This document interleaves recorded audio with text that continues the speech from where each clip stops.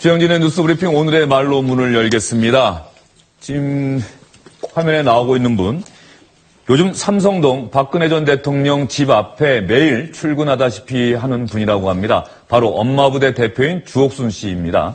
그런데 주옥순 씨가 박근혜 전 대통령이 집으로 돌아오기 전날 한 인터넷 방송에서 이렇게 얘기를 했다고 합니다. 내일 12시에 박근혜 전 대통령이 청와대에서 나오십니다라고 얘기를 했다고 합니다. 그날 저희도 방송을 했습니다마는 언제 박근혜 전 대통령이 청와대를 떠나서 삼성동 집으로 오느냐 기자들도 초미의 관심사였거든요. 그런데 정확하게 알지를 못했습니다. 더더군다나 하루 전에는 일요일 날 나올지 월요일 날 나올지 계속해서 엇갈린 전망만 내보내드렸을 뿐인데 이 주옥순 엄마부대 대표는 그 날짜를 정확하게 알았다는 얘기입니다.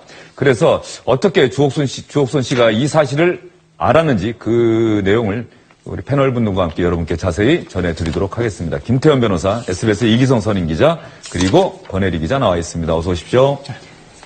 목요일마다 함께 하시는 분이시죠. 칼럼니스트인 서민 박사 나오셨습니다. 어서 오십시오. 안녕하십니까. 이 질문은 주옥순 엄마부대 대표가 박근혜 전 대통령을 위해서 삼성동 박근혜 전 대통령 집 앞으로 모여달라 이렇게 얘기했던 그 방송 영상을 여러분이 한번 직접 들어보시는 게 이 내용을 이해하시는 데도 도움이 될 것 같습니다. 내일 12시에 박근혜 대통령이 청와대에서 나오게 되었습니다. 임기를 마치지 못하고 저 대한민국의 정말 반역 세력들에게 무참하게 저들이 짓밟았습니다.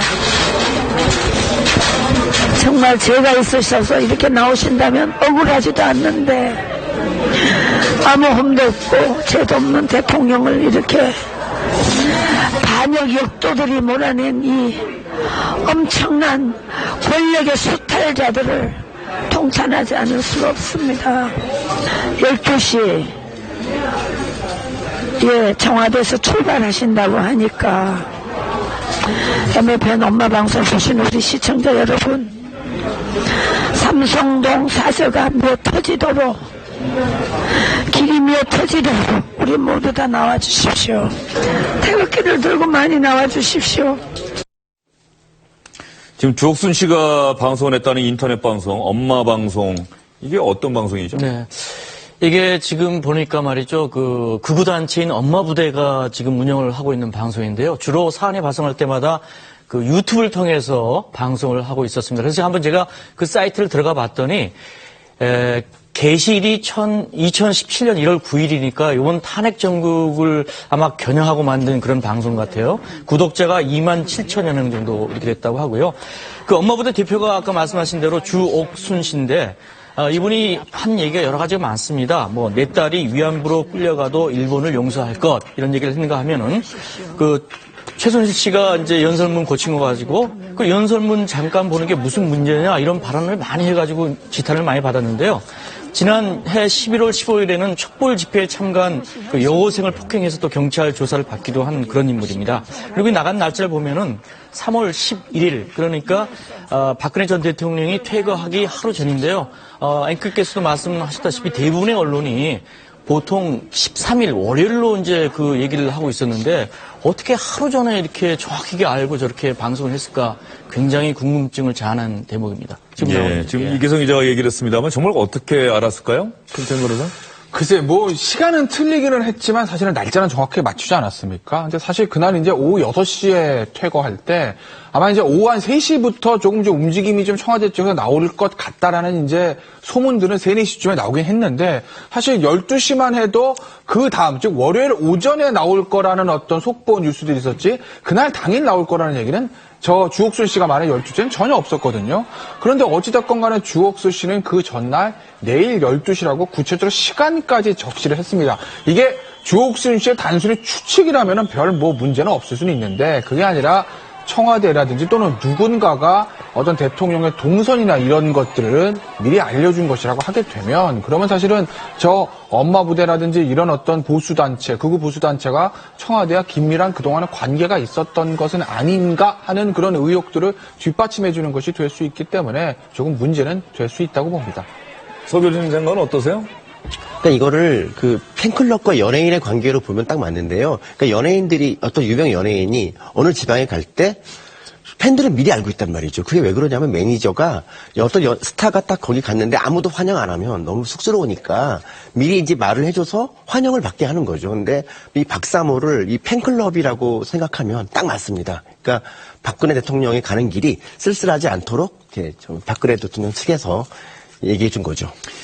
이 내용을 확인하기 위해서 주영진의 뉴스브리핑팀이 주옥순 씨와 전화통화를 시도를 했습니다. 그런데 주옥순 씨는 통화를 하지 않겠다라는 입장을 밝혔습니다. 그래서 어떻게 알게 되는지 직접 주옥순 씨의 입을 통해서 확인할 길은 없었고요. 뭐 분명한 것은 조금 전에 방송 내용 여러분 보셨겠습니다만 단정적으로 내일 오후 12시에 박근혜 전 대통령이 청와대에서 나온다 이렇게 얘기를 했습니다. 분명히. 그 부분은 뭐 팩트인 거는 분명하고요.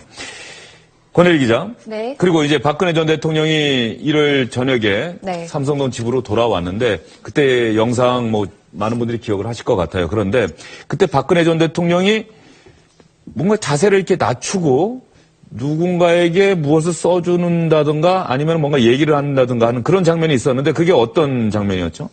네, 그때 사실 그 모습이 저희 방송사 카메라 중에서는 저희 카메라에만 그나마 좀 제대로 잡혔습니다. SBS 카메라 기자만 촬영을 했다. 네, 그 모습인가요? 예, 그렇습니다. 네, 네, 금방 쪼그려 앉았다가 다시 또 쪼그려 앉네요. 예. 네, 그렇습니다. 자세히 보시면 굉장히 지지자들하고 사이가 가깝죠? 지지자들과 직접 접촉을 하고 있습니다. 그리고 뒤쪽에서 지지자들이 깃발을 들어서 이제 곧 카메라로부터 모습을 가려주는 모습이 보입니다. 한마디로 언론들에게는 전혀 보이지 않게 이제 그들 사이에 뭔가가 이루어지는 모습인데요. 자세히 보면 밑에 판넬 같은 게 언뜻 보여요. 여기 지지자들에게 사인을 해줬다고 합니다. 자세히 보시면 나중에 이따가 영상에서 펜을 받아드는 남자의 모습이 나옵니다. 그리고 펜을 받아드는 모습이 예. 나와요. 예, 영상에 계속 펜이 보입니다. 살짝살짝. 그리고 조금 더 보시다 보면 그 오른쪽 박근혜 전 대통령 오른쪽에 윤상현 의원 말고 왼쪽에 남자가 나옵니다. 박근혜 전 대통령과 바로 옆에 붙어서 이제 셀카를 찍는 모습을 보시다 보면 보실 수가 있습니다. 이제 그걸 다 해주고 웃으면서 돌아서서 자택으로 들어가는 모습을 보시게 됩니다. 근데 당시 박근혜 전 대통령이 자택에 도착하기 전에 청와대 경호실에서 나와서 취재진들 앞으로 철제 펜스를 빙 둘러쳤다고 합니다. 근데 자택 입구에서 가장 가까운 취재진이 저희 취재진이었는데 9m 정도 앞까지밖에 접근을 못했어요. 근데 물론 극도의 혼잡이 빚어지고 있는 상황이었기 때문에 그것만으로는 이해할 수 있는 조치긴 한데 보통 그렇게 라인을 설치하고 나면 풀 기자단을 형성을 해서 이제 소수의 기자들이 그 라인 안으로 들어가서 대표로 문답을 합니다. 그런데 그날은 그런 게 전혀 없었고요. 이제 관계자들 외에 박근혜 전 대통령의 지지자들만 20-30명을 철제 펜스 안쪽으로 들여보내준 겁니다. 그래서 박 전 대통령이 지금 보시는 것처럼 그 앞에 내렸을 때 바로 지지자들과 접촉을 할 수가 있었고요.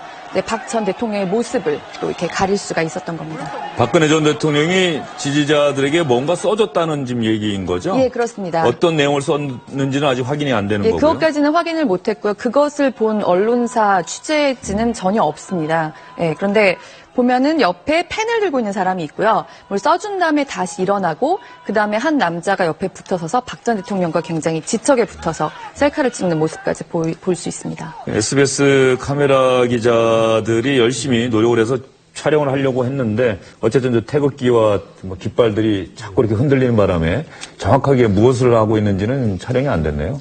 그러니까 그 태극기가 우리 국가의 상징이고 뭐 이렇게 좋은 목적으로 써야 되는데 대통령이 하는 그러니까 전 대통령이 하는 행동을 가리기 위해서 이렇게 쓰인다는 거는 좀 마음이 아프네요. 예.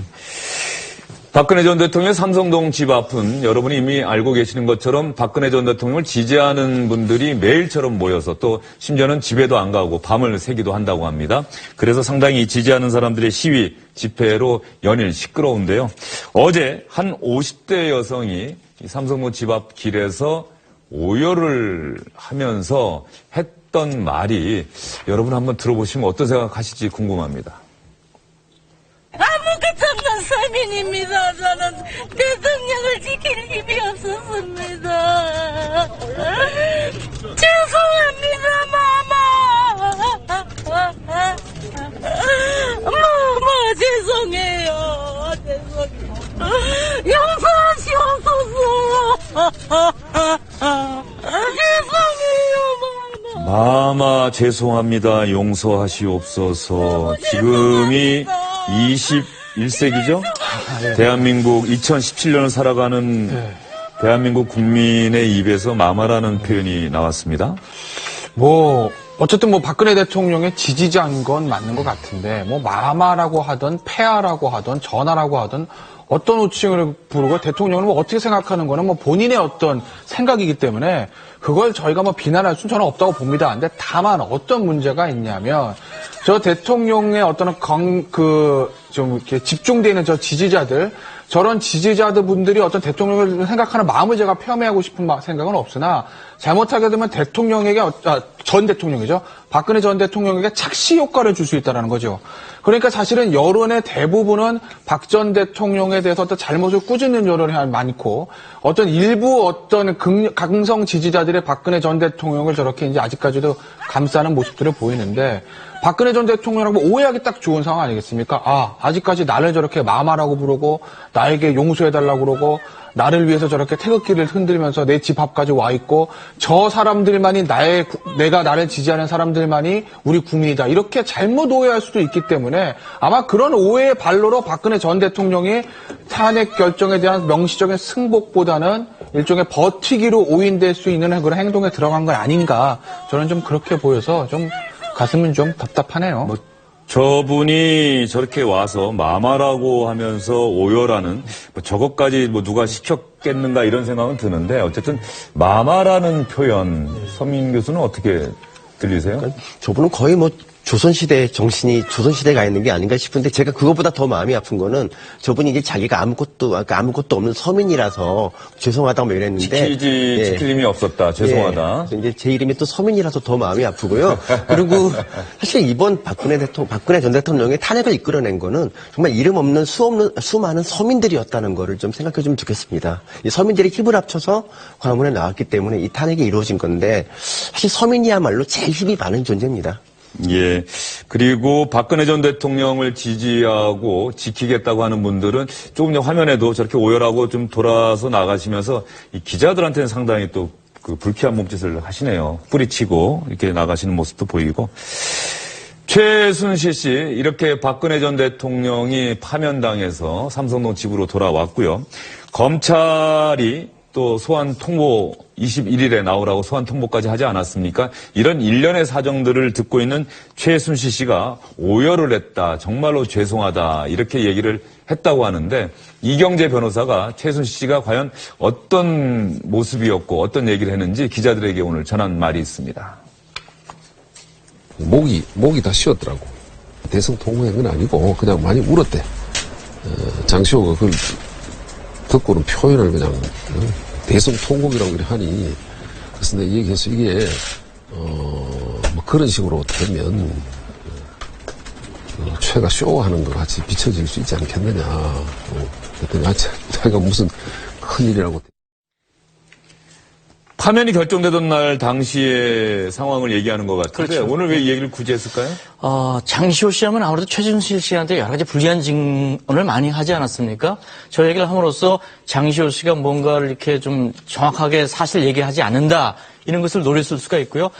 장시호 씨가 하여튼 제2 태블릿 PC도 자진해서 또 검찰에 줘가지고 최순실 씨가 자기는 태블릿 PC 사용할 방법도 모른다, 이런 것에 대해서 그게 거짓이라는 것을 해줬고요. 또 하나는 동계 스포츠 영재센터도 이모가 다 시켜서 했다, 이렇게 했으니까 장시호 씨가 하는 그런 것들이 다 진실이 아니다, 이런 것을 좀 밝히고 싶었던 그런 마음이 있었던 것 같습니다. 예. 박근혜 전 대통령이 삼성동 집으로 돌아왔고, 그 앞에 지지자들이 모여있고, 기자들의 어떤 취재 활동을 방해하는데, 경호실에서 뭔가 지지자들에게 뭔가 지시하거나 협조를 요청했다거나 이런 얘기들이 끊임없이 나오고 있는데, 그것과 관련해서 김태현 변호사, 청와대와 보수단체 그리고 정경련 이렇게 뭐 삼각 커넥션이 있다는 기사들이 오늘 일제히 아침에 나왔더라고요. 그렇습니다. 이게 사실은 예전부터 뭐 어버이연합에 대한 어떤 그 최수재 게이트가 터지기 전부터 뭐 어버이연합이라는 어떤 보수단체에 대해서 어떤 청와대가 뭐 우회적으로 자금 지원하는 건 아니냐는 얘기는 계속 나오지 않았습니까? 근데 이번에 이제 최순실 게이트가 터지고 나서 이게 좀 더 본격화된 모양새인데요. 일단 삼각 커넥션 내용은 그렇습니다. 청와대 입장에서 보면 보수단체한테 청와대를 지지하는 어떤 관제대모라고 하죠. 그것을 이제 요청을 했다는 것이고, 그러니까 보수단체가 그러려면 사람을 동원해야 되니까 자금 지원을 당연히 요구하지 않았겠습니까?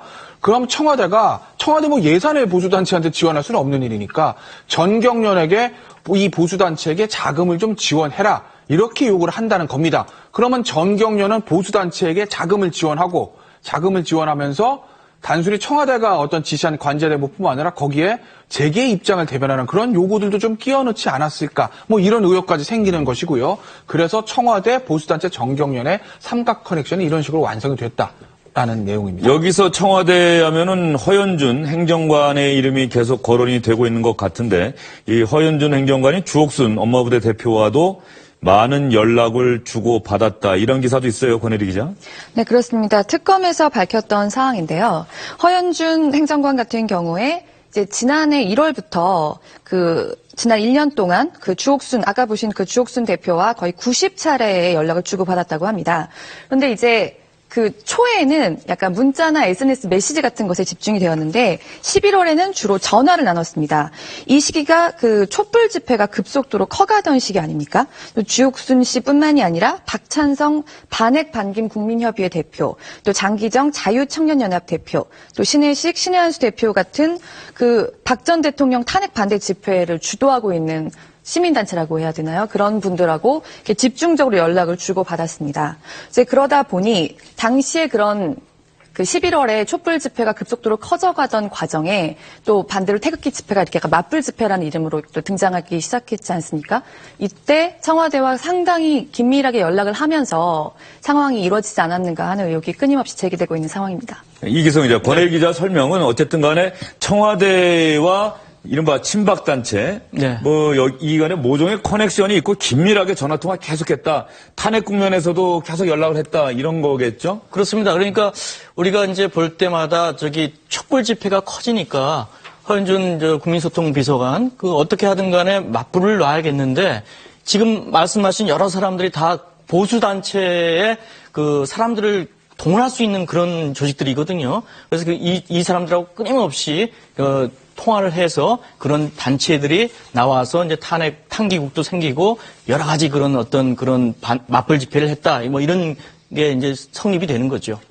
허연준 행정관의 SNS에 아직 12척의 배가 있다는 이순신 장군의 말을 인용한 글이 있었다고 하는데 그건 또 어떤 뜻으로 올린 글이라고 합니까? 서 교수님? 그게 이제 유명한 명량해전에서 이제 배 다 부서지고 12척 남은 걸로 전쟁을 승리로 이끌었는데. 순신불사 상효십이죠. 네, 그렇죠. 근데 그게 이제 제 생각에는 지금 이제 박사모의 비율이 한 12% 정도 됩니다. 근데 숫자는 얼마 안 되지만 그분들이 장점이 되게 많은 게 일단 시간이 많아요. 하루 종일 있을 수 있고 단결력도 되게 뛰어납니다. 거기다가 폭력성도 아주 뛰어나요. 그래서 일당 백으로 싸울 수 있기 때문에 불리한 전세를 역전해서 박 전 대통령의 명예를 회복시킬 것이다. 이런 의지를 불사르는 말이 아닐까 싶습니다. 네.